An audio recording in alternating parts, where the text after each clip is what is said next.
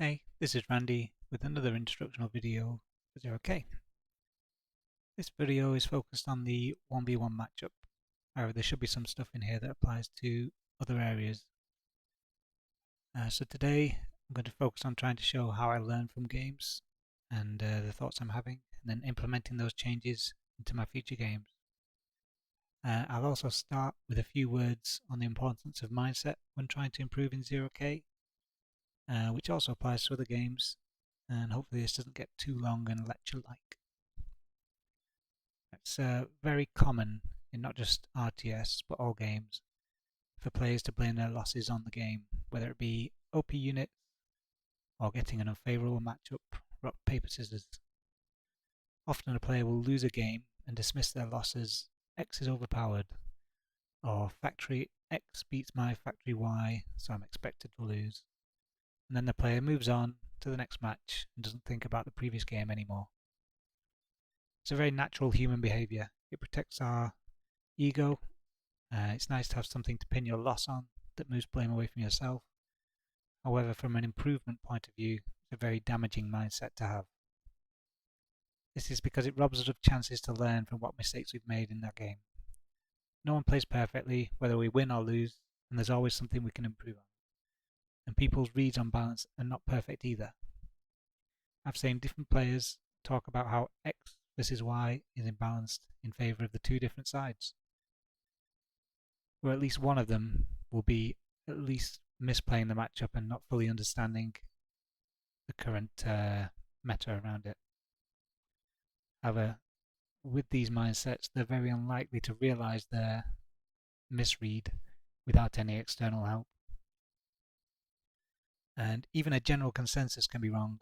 At one point in the not too distant past, at the upper end of 1v1 MM ladder at least, Amphib became the most popular factory as limpets became popular and people were seeing how strong ducks were. And it was thought to be pretty OP, especially against labs such as Cloaky, where ducks could two-shot glaives and limpets were causing chaos. But over time, over probably a couple of months, players started to realise that the answer was Ronin, and the balance of power quickly shifted, and now it's considered Cloaky to be much stronger than Amphibious in that matchup. But there's a whole period there where people were just considering if you got Cloaky versus Amphib, you were lost.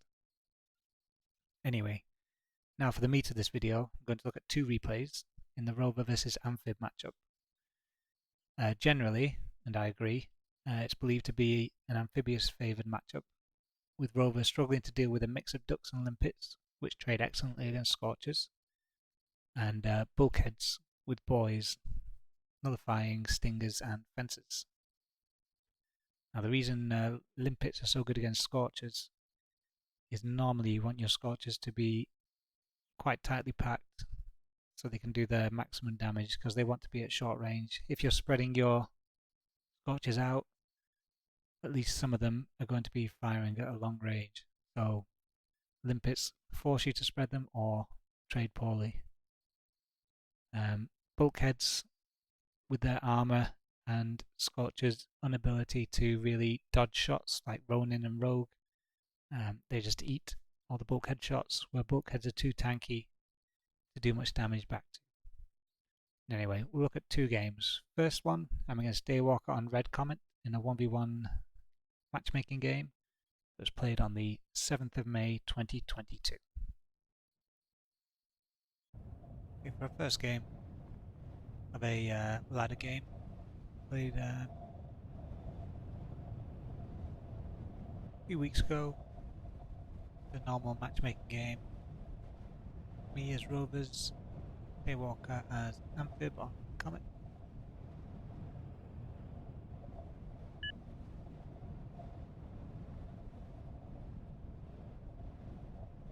Open with a couple of scouts.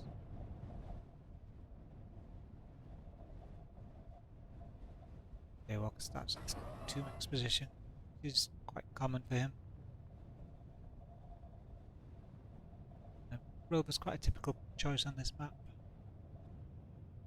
Quite flat, quite open, The DayWalkeR choosing Amphib purposely as a counter towards Rovers. I know he quite often likes to start here, so I'm going to scout that spot first from 2 directions, see if I can get damage done with a Squatch coming up. And I see it's Amphib confirmed. So against Amphib, I like to get a second early. If it was against tank or Rover, I'd only build the 1 on early on, just because you need the units out to be the aggressor, as chasing Kodachis or Scorches in your base lead to very bad trades. So when I've seen his Amphib, I bring the Scorch around, pair up the Dart, send the other Dart in up here to try and draw units away. Whilst I'm microing, I miss. This duck slips through.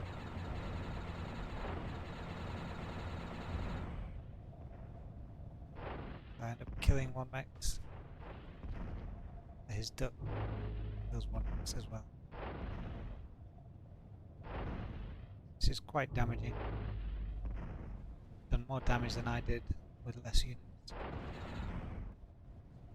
Up to 5 maxes. Just building my 5th.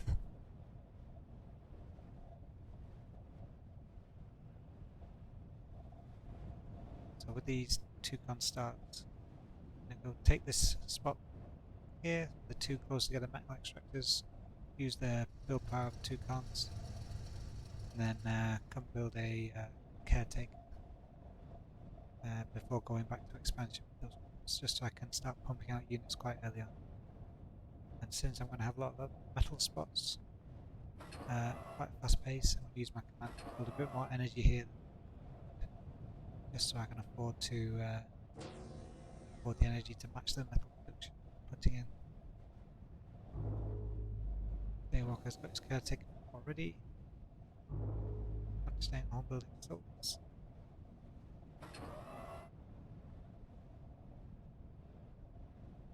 This radar spot on this map quite well for the terrain on my commanding path. Looking to poke with some ducks. Bit poor micro here by me. With 1 Scorch being out ahead of the rest, lets him fire a volley of duck shots and get a kill before the rest of my Scorches are even in range to deal any damage, which forces me then to add an LT instead of just trying to clean up with the Scorches.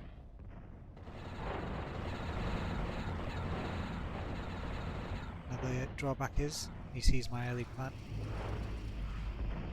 I decide to go for a fencer push. So I know this is a matchup I don't really want to end up in a half map v half map where I slowly lose due to his preferred matchup. So I decide to go for a little early fencer push. On this map, these 3 max spots are quite contested. Often they're the areas that people try and push on each other, with the west player taking the southern, east player taking the whoever manages to win this battle off, it's an economic advantage. So my plan was to kind of push in here with fences, try and get a bit of momentum going my way, win a snowball kind of victory before he gets too big.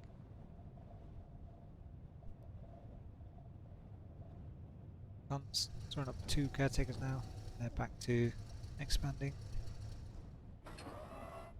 My commander also expanding to the 3 max spot.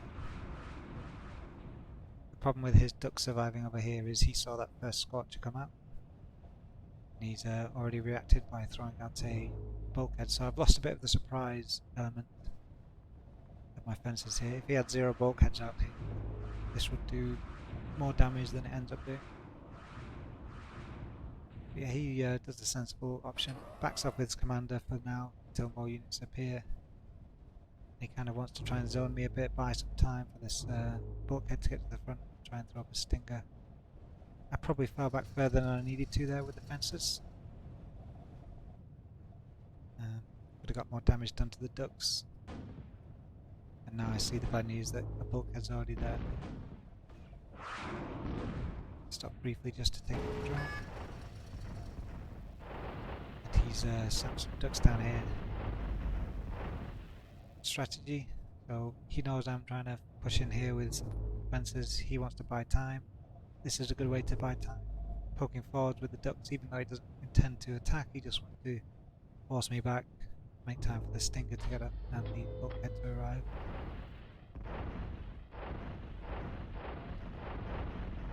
So I decide to give up on this push here and try to come in from a different direction. Quite nicely gets these two mechs. My con's gone to expanding. Idle at the moment. I swing around, try and take this spot here instead. Now, an advantage of taking a spot like this is it's quite close to the enemy factory, and if I can fortify and keep this area, it becomes very awkward for him to defend all his expansions.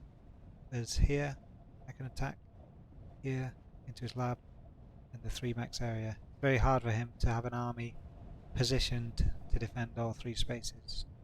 Whereas I can have my army going between these 2 spots, cover most of the areas. He doesn't have anything really up to threaten coming around the back. That's the new plan now. I've failed kind of my initial idea to push it.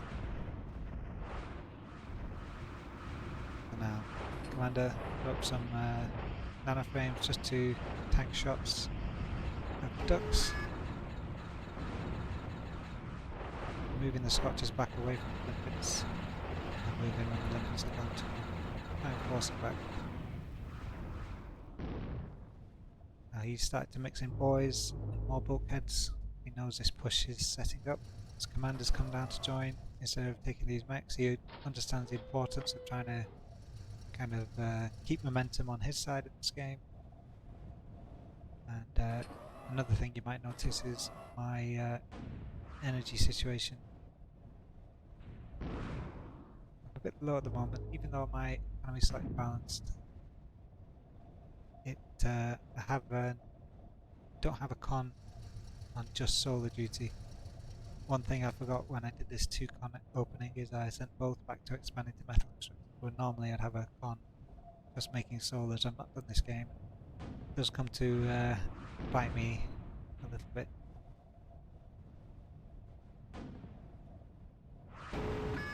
So the reasons why Rover struggles normally with Amphib is the bulkheads do great against fencers.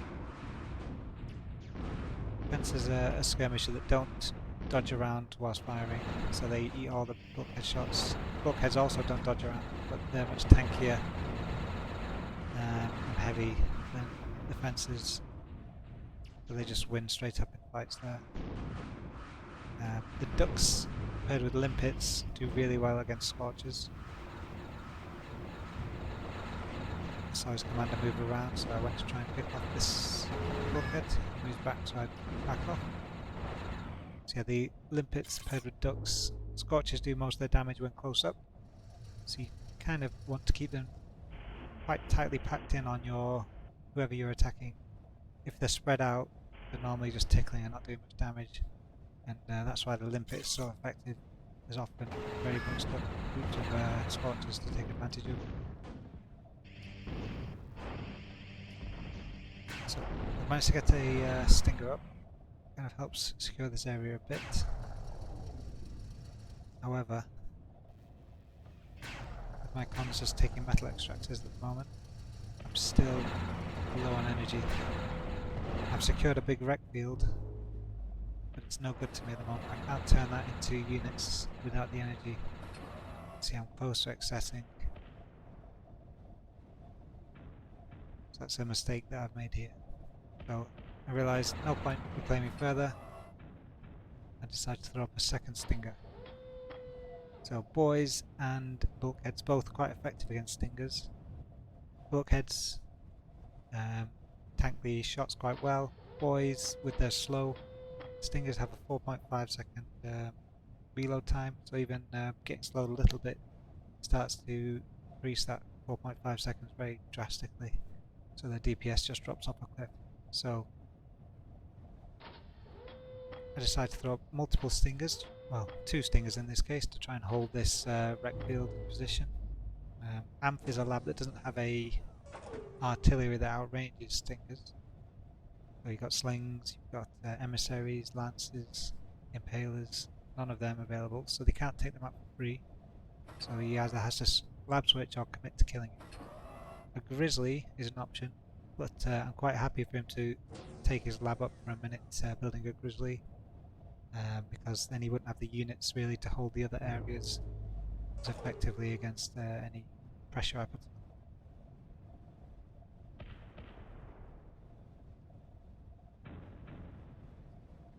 Couple of badges out now. This in my mind was to try and hold kind of this area with some mines, because I'm seeing this as a critical area for the rest of this game. Day, knowing that this is kind of secured for the moment, starts to push north. It's a good move on his part. I move my units up to defend. Don't really have the large unit count yet to force anything. I lost a lot of my fences fighting here. I only have hunts full of scorches, which I'm trying to do a bit of harassment with. A couple of badges that he can hear, even though it's in fog, so he knows I've not built many units recently, so he doesn't feel the threat as much from a pronged attack elsewhere. So it's getting to the stage now where these bulkheads pushing forward are becoming hard for me to deal with. So I need to come up with a plan to deal with them. Fences, scorches, they're not going to cut it, so I decide to switch into a shield bot factory.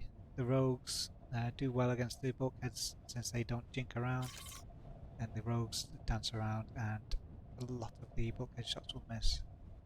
So that's the thinking behind that. I haven't really moved these badges up. I was probably feeling pressured this area, so I decided to not bring them all the way, but I think in hindsight doing my original plan would have been better. He started to rally units to this position now, while my attention's over here. As you can see, limpets making it very difficult to do anything with scorches.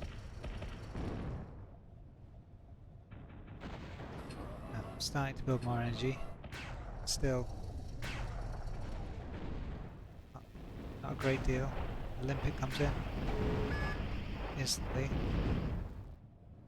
Show the difference in reload time? No, so it still shows 4.5, but the reload time will be much longer now than normally, so the DPS shoots right down. And even with so seemingly few units, he's able to break those stingers. If I had 3 stingers here, it would have been much more cost effective. Another mistake up here. This con, I felt pressured to throw picks down as I knew his units that outrange LLTs will come, but these won't stop anything, so it's just a waste really, just a kind of panic plop. Would have been much more effective to just drop the con back and concede that I wasn't going to be able to defend this at the moment, and have the con survive.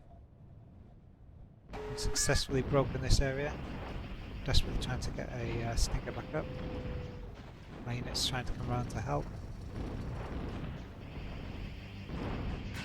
And they're getting quite low, which he's focusing there, so I just hide it behind the stinger. Leave a bit of damage. Units arrive, but it's a little bit too late now.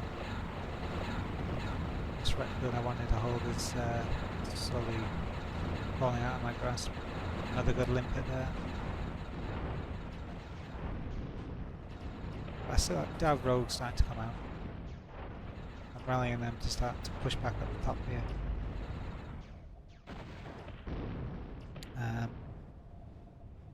With things like LLTs and stingers, it's kind of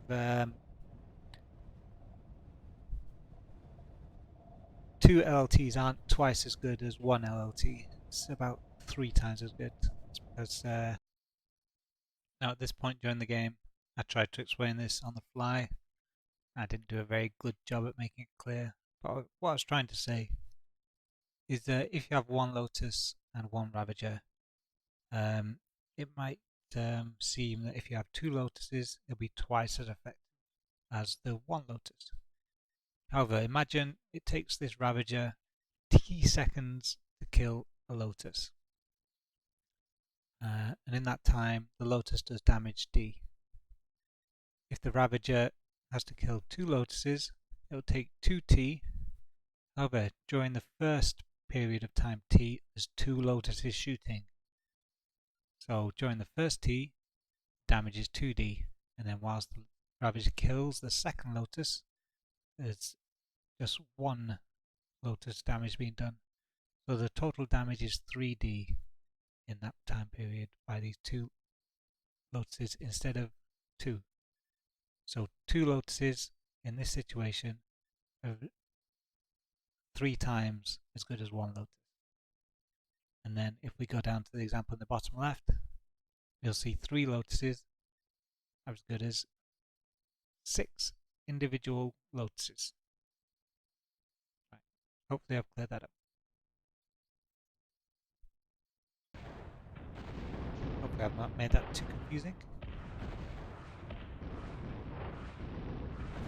Alright, finally the rogues are on the field. However, is it too late? I've lost this foothold here. DayWalkeR's quite comfortably secured the top. There's not much threat there. I don't have many units on the map. My Scorchers and Defences have been continually traded out, as his units aren't being thinned as much. Probably see it now on the value tab. Yeah, he's pulling ahead there. In this wreck field, I never really got to use it. I didn't have the energy at the time to make use of it, and now I've lost it. Commander goes down, and the game's very quickly falling apart. Even though these rogues have managed to kill 3 of these bulkheads, and the rest are retreating. Drones are starting to pick them off. It's not looking too good. These badgers, they've not really been very effective. I don't think I've had them in the right positions. And Day, being the smart player he is, he's already making the counter to the only problem he has, which is the road. But Jump Jet is a very good choice here in this situation. Red Comet is a map with not great wind options, so it's very energy starved. You have to build solars in the early and mid game for your energy, which gives you problems, as you can see I had with Reclaim. It's hard to have enough energy to spend it. You need a surplus there. However, Jump Jet gives you another option, which is Puppies. Gives you the ability to change this metal field into an army very quickly and without the need for surplus energy. Also gives you the Firewalker, which gives him the answer to my rogues, which is the only thing that he was lacking. A very good choice there by him.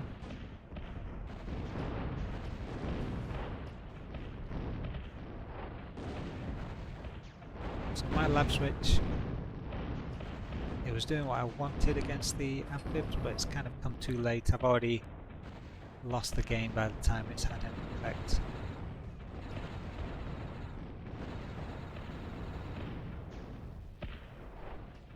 Two Firewalkers out now, decent number, and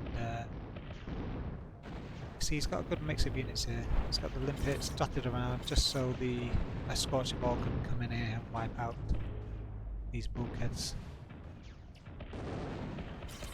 Just running forward. That just keeps me at bay. Works well with the Firewalker. Hard to move out of the fire. Now Puppy he's coming on the field to turn this metal field into an army very quickly, very efficiently. You can see he's a bit low on energy as well, however it's not affecting him as much as it did before. So that is about it for this game.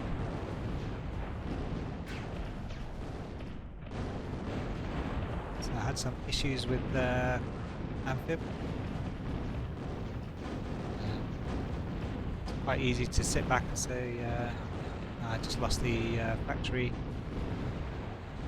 rock paper scissors scenario, but we'll have a think about what we could have done differently, what we can change for our next game.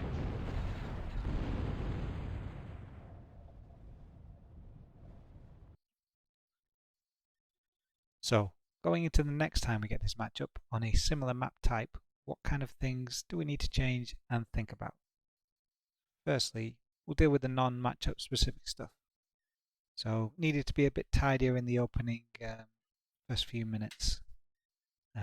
Things like not letting one duck in to cause so much damage. So trying to be more aware of defending whilst we're attacking. So trying to split that attention, even though it's difficult. And awareness of that need might be helpful. We need to keep our scorchers tighter together versus ducks in early exchanges, so we don't lose any unnecessary attrition there. And in the early to mid game, we need to keep on top of our energy production, and not forgetting that we ended up not being able to use that metal field that we did claim for a short period of time, which kind of helped things snowball against us.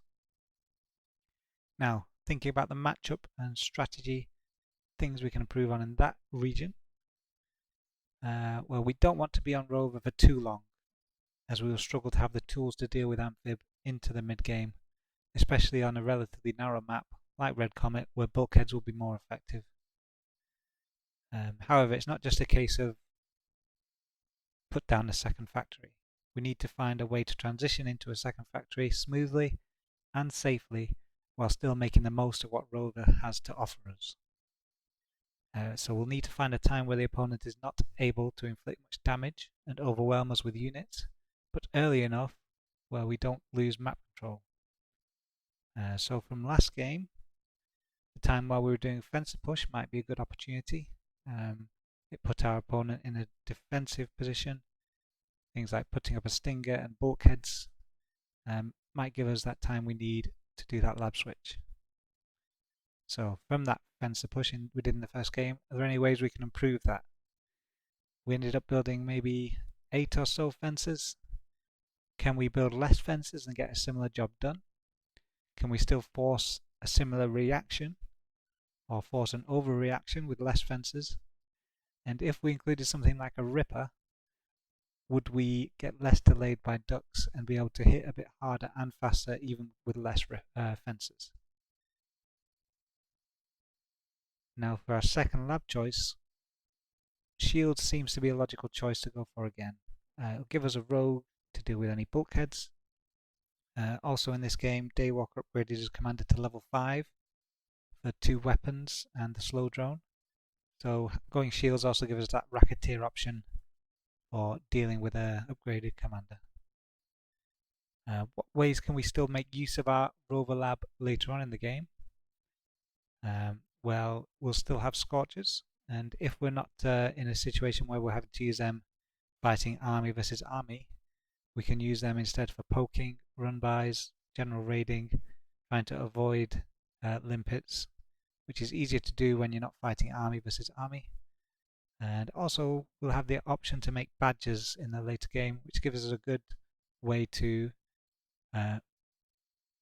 keep effective attrition. So if we can have badges, keep them alive, they'll be doing damage slowly over time, and it's a good supplement to the rogues. Here we have the next game, which was played about 2 weeks later. Red Comet again, where me playing Rovers, Day playing Amphib. We had one other Red Comet game in between this, But in that game we'd both played Rovers. So I'll have a look at the changes that I've made. See how they work out.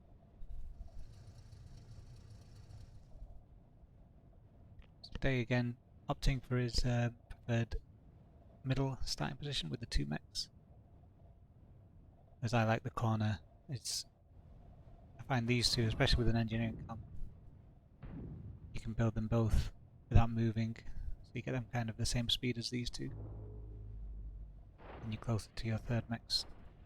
The next walk to the 4th one's a bit longer, whereas Day can now get these 3 quite quickly. So 1 duck gone in, seeing that he's amphibs, so I have that information now. I saw that he had 2 ducks, so I bring the Scorcher home. Scorcher will probably just feed, trying to attack into those 2 ducks. So I built the 2nd Scorcher just to hold whilst building the 2nd con. Got my radar up. And this time I'm concentrating on trying to keep the Scorchers together, so not going into range unless I'm diving in with both. Gone out, commander expanding.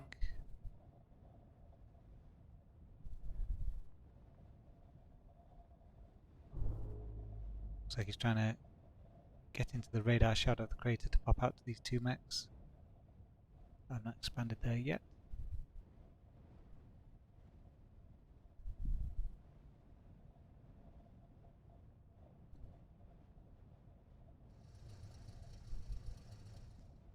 With the good radar coverage, I know it's only 2 ducks at the moment, so I'm not scared into building a Lotus first. Come for the mexes, because I'm not scared that he'll be able to overwhelm this place.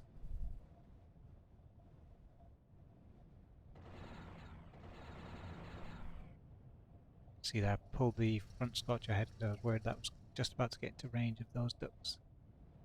Now I've placed a Lotus, now I can send these Scorchers out on the map. I don't have to worry about defending this expansion anymore. Commander building up some energy now. Trying to not stall as much as last time. I've started the fences for my mini fencer aggression. Trying to spread my Scorchers out. Just do some harassing now.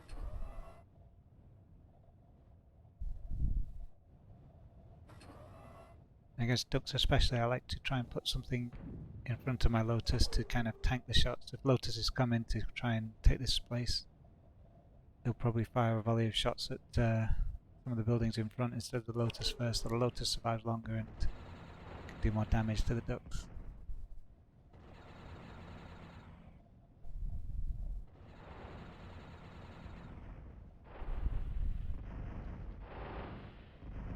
Doing some pokes now with ducks as well. I'm busy trying to check on that. Missing attacking at the same time. Yeah, he has enough ducks to defend. He's seen that I'm going for this fence push again. He's seen my Ripper. But I've stopped producing fences now at 4. It's about half of what I did last time. Lost one of them. But now my Rover Lab's idle. Throwing up the shield bot factory because I'm expecting him to be reacting to these fences. I actually found a con there with these Scorchers. A couple of bulkheads coming out. Stinger going up, so that plan looks like it may have worked. Commander continued to expand. Robot Lab is up. And another solar up before going to expand. And now, with this Ripper, I'm able to continue poking continuously with the fences. A little bit out of position with the Ripper there. Probably watching something else at the time.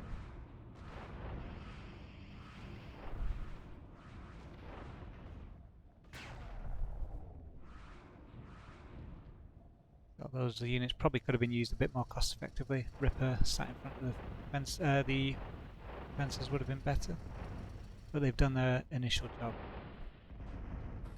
Rogues are now on the field. Similar to the previous game, group of ducks attacking this area. I'll just reclaim that when I can. But similar territory, similar economy, but now I've got the unit composition or ability to build the units that I want against what he's got.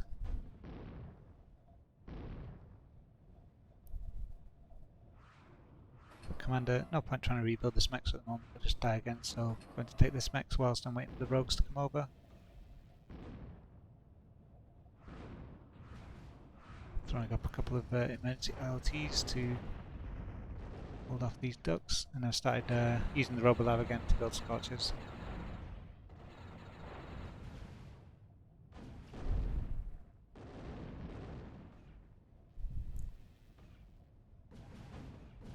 Pesky thing for rogues to deal with is this drone.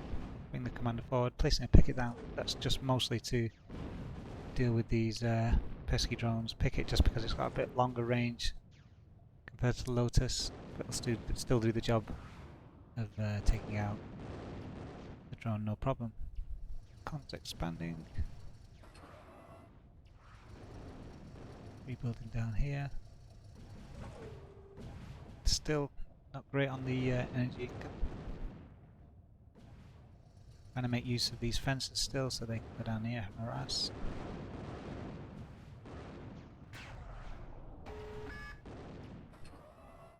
Now I believe the trick you can do in this situation with this many rogues against a Stinger, put them on hold fire, or if there's nothing in the way to make them fire a volley, you can leave them on fire at will.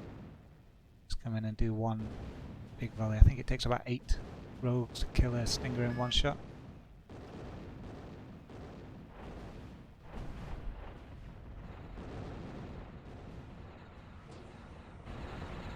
Scorch is poking. It does have quite a few limpets. I'm just trying to avoid them now. Not being forced to engage them by having to use Scorches as the main army.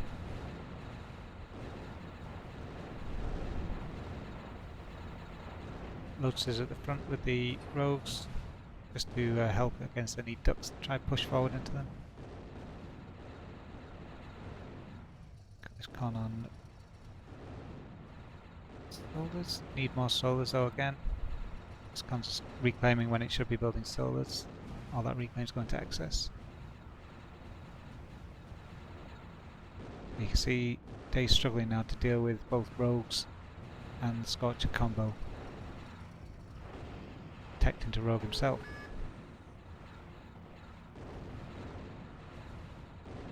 Now teching into when you're trying to counter your opponent, I tend to try and not tech into the same units as them. Unless there's certain circumstances. One is you're comfortable that you're ahead economically, so you can just match what he's making but make more of it and win through that way. Or if your economies are very similar, you're very confident you can out-micro him, or you have something else from your other factory that will swing the tide. If in this situation,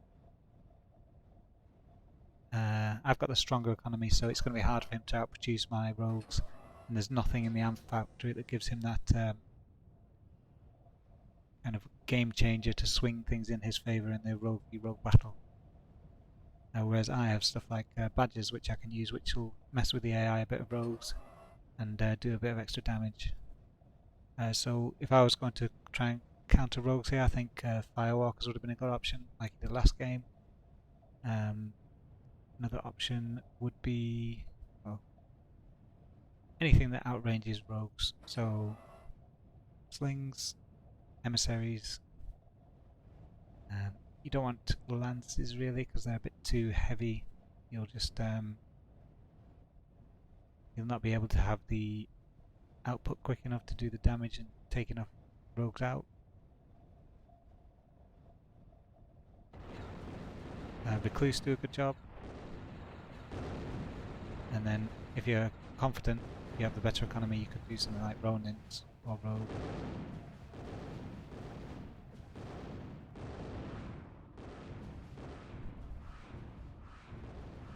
So trying to make use of all these units. Didn't throw these two fences away earlier, kept them alive.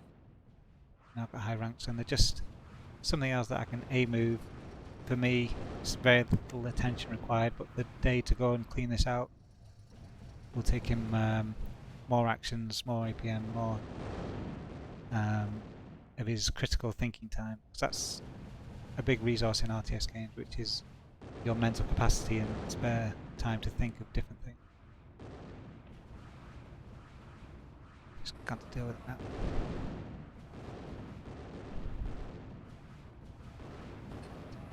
This is where an engineer command is good, not having to fight but can just suck up the reclaim. I finally managed to get decent energy production going, so I can use this reclaim. It's quite a nice amount of energy to have for this metal income, about 60-40. Clears up that, but now it's kind of a matter of time. Day's economy, much smaller. I've got the badges coming out, which will help with attrition even more. He's struggling to reclaim this wreck field. Well, his commander is up to level 5 now, it's not really in the battle.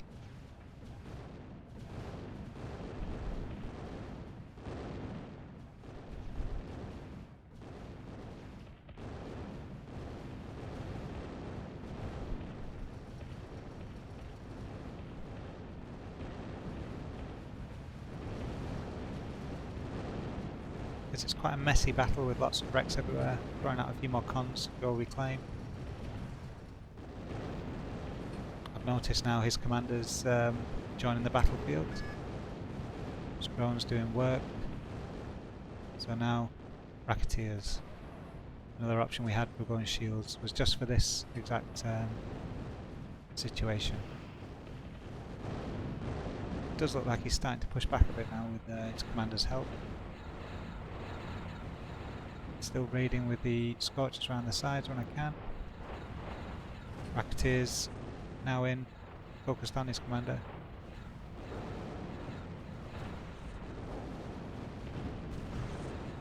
Now it's disabled. Scorchers can go and do what they're best at.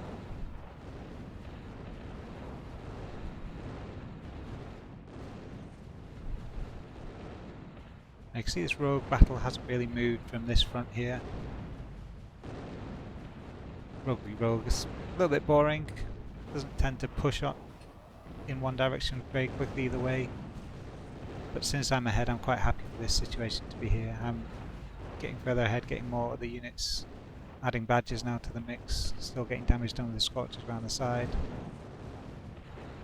So this is quite a happy situation for me to be in.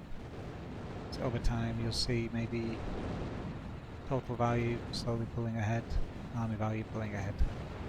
So even though I'm not gaining much ground, it's a happy place to be.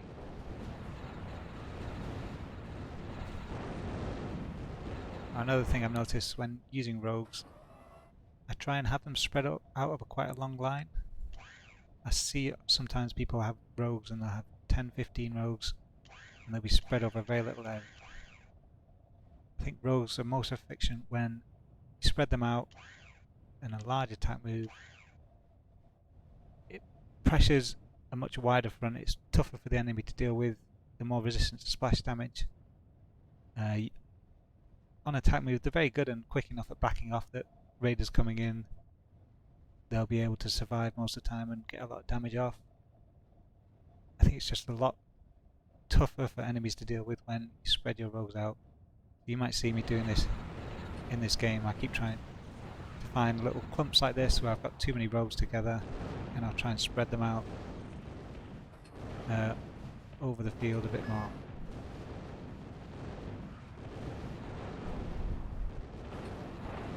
Can't remember if I actually do spread these out at some point, but if I would notice this in the game I would be drawing a line like that and then shift queuing and attack move. See, I've got an attack move that's more spread out, but they are still a little bit bunched.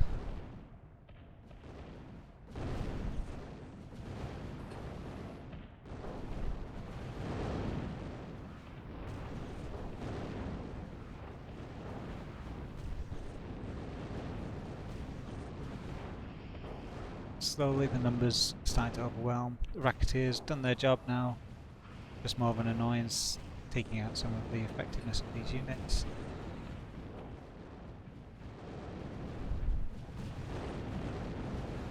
And yeah, it seems like the strategy's worked. We found a safe time and way to tech into the tech that we wanted to counter the factory that we were against. We still made use of our Rover lab.